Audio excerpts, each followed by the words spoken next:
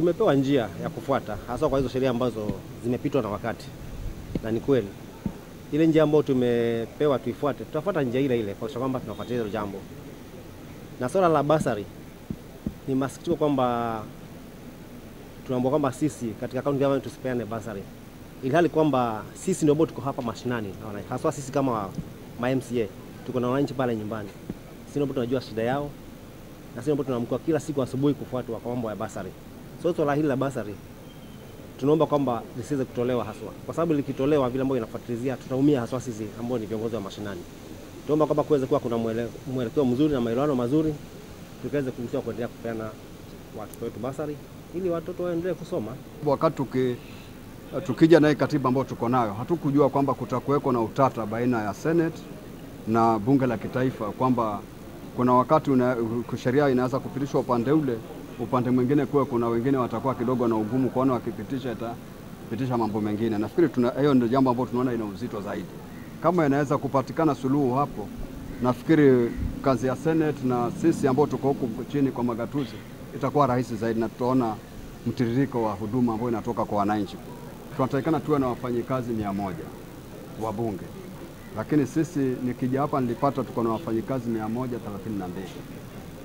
Wengi wa wafanyikazi 98% ni vijana. Kwa hivyo ni kumaanisha hatuwezi kuwafuta kazi kwa sababu wameandikwa kazi, ni vijana wa huku, watu wanataka ajira, hatuwezi kuwafuta kazi. Tutafanyaje? Sasa ukiangalia utendaji kazi unakuwa mgumu.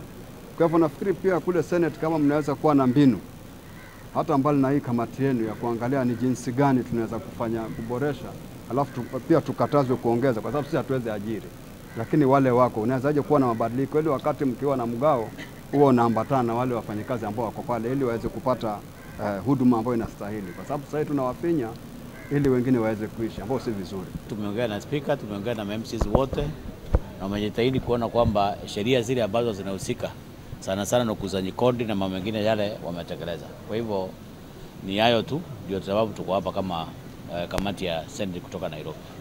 Kutoka ugatuzi uanze sasa, imepita miaka 10. Kwa hivyo ile sheria ilitengenezwa 2013, 2014, 2025 imeisha na ifai kuwa ikitumika kulipisha pesa wananchi wa Kenya. Sisi kama Senate tumeadvise ya kwamba kwa sababu county government zinasimamia watoto wengi wetu ambao wako na shida ya shule, hizi county government, Kilifi ikiwa moja yao, pamoja na county government zote za Kenya, wafanye MOU, wafanye makubaliano kupitia kwa Intergovernment Relations Committee, waandikishane kwamba county government imekubali kuendelea kulipa hizo pesa ili kusiwe migogoro na wananchi wasipate shida.